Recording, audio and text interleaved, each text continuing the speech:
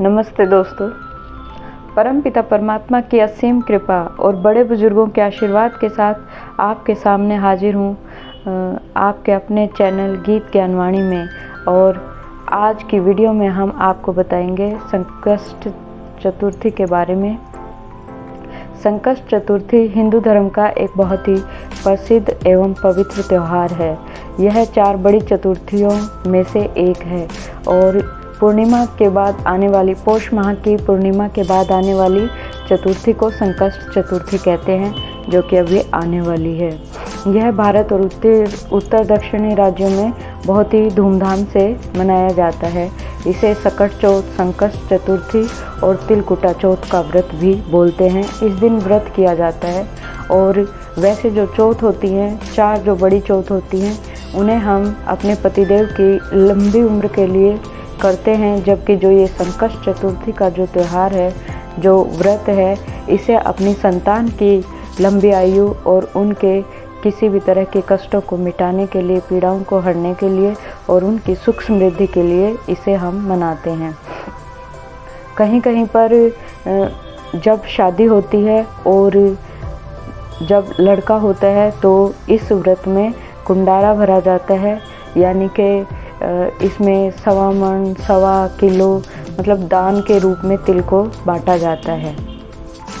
इस दिन चौथ माता एवं प्रथम पूज्य रिद्धि सिद्धि के देवता गौरीपुत्र गणेश जी की वंदना की जाती है और इसमें सभी स्त्रियां सामूहिक रूप से पूजा करती हैं।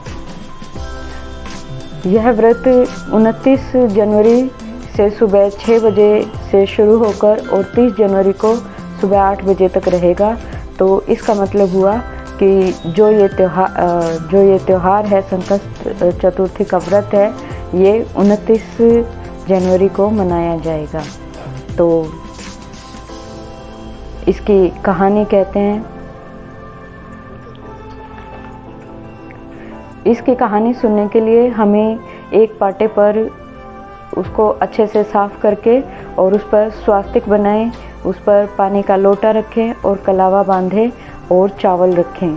फिर फूल चढ़ाएं, तिलकुट बनाएं और तिल हाथ में लेकर और थोड़ा सा गुड़ लेकर फिर कहानी सुनें।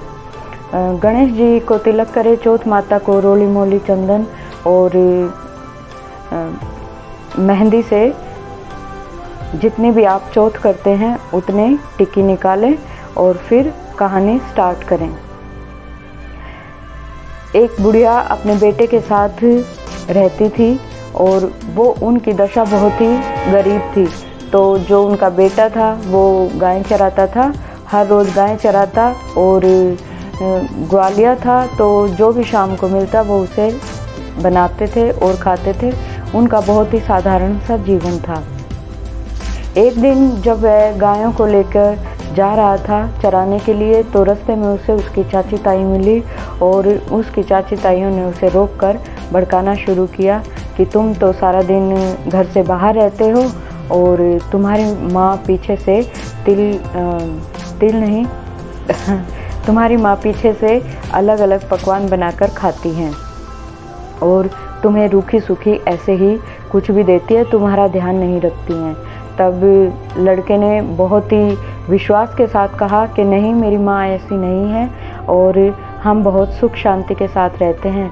तो उन्होंने कहा, जो उसकी चाची ताई थी, कि अगर तुम्हें ऐसा लग रहा है तो आज तुम जिस टाइम आते हो उससे पहले आकर और फिर देख लेना, हम अगर झूठ बोलें तो हमें बोल देना। तब उसने कहा कि ठीक है।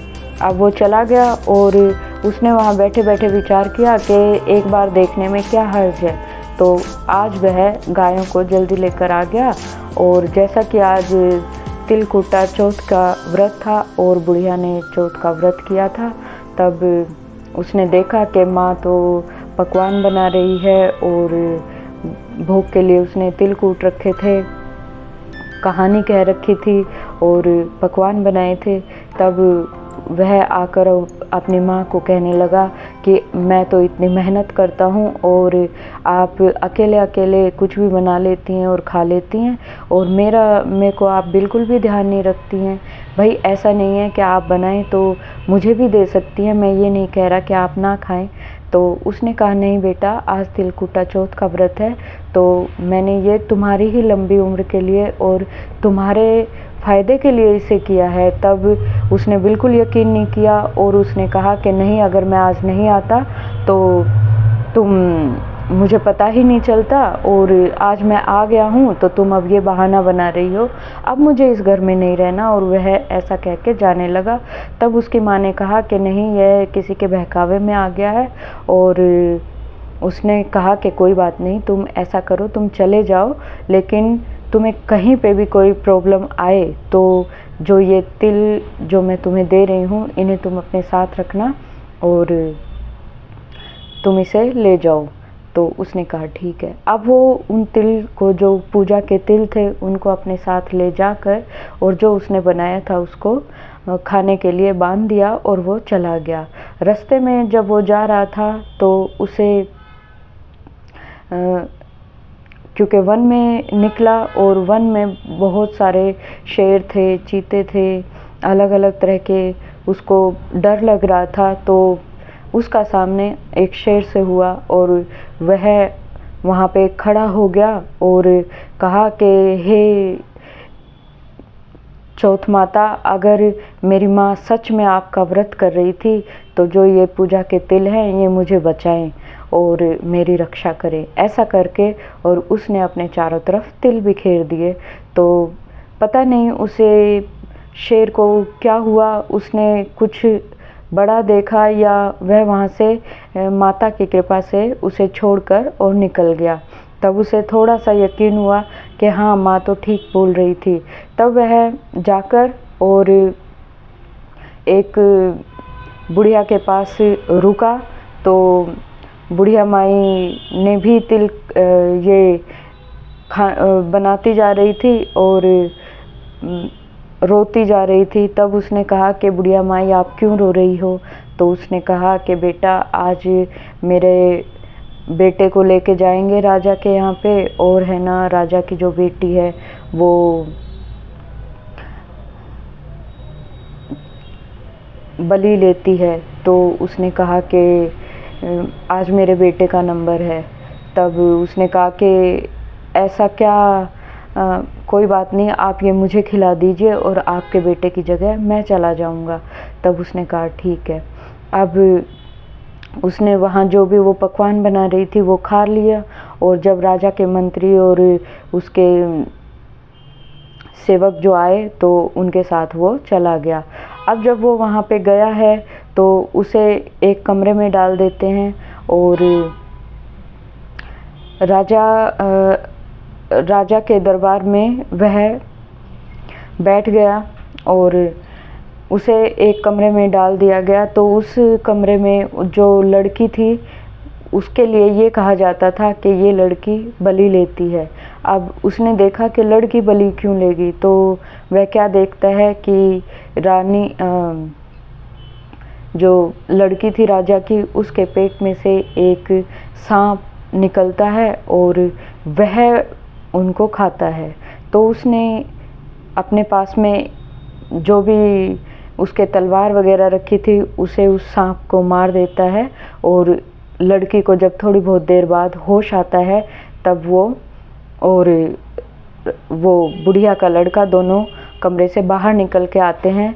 तब उसने कहा कि भाई, आज ये लड़का कैसे ठीक सही सलामत से निकला है? तब उसने कहा कि ऐसे ऐसे आपकी बेटी ने कभी कोई पानी वानी में सांप वाप खाया होगा, पिया होगा, और ऐसे मतलब इसके वो बड़ा हो गया और पेट में, और ये बलि आपकी लड़की नहीं ये लेती थी। तो फिर राजा ने खुश होकर और अपना आधा राजपाट उस बुढ़िया के बेटे को दिया और अपनी बेटी को भी, अपनी बेटी की शादी उस लड़के से कर दी।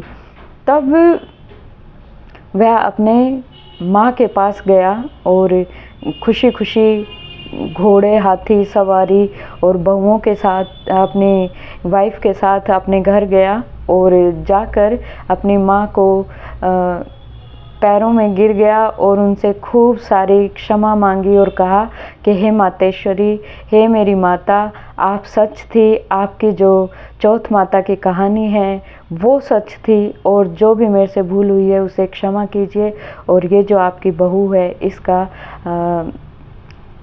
इसको आप आरती उतारिए और अपने घर में प्रवेश कराइए। आपकी ही कहानी के फल से मुझे ये सब इसका फल प्राप्त हुआ है। तो हे चौथ माता, जैसा आपने बुढ़िया को और उसके बेटे को कथा कहानी का फल दिया, वैसे ही आप कहते को, सुनते को, हुकारा भरते को सबको कथा कहानी का फल देना। हे माता, अगर मेरी कहानी पूरी है तो उसे, अधूरी है तो उसे पूरी करिए, पूरी है तो उसे परवान चढ़ाइए। बोलिए चौथ माता की जय हो।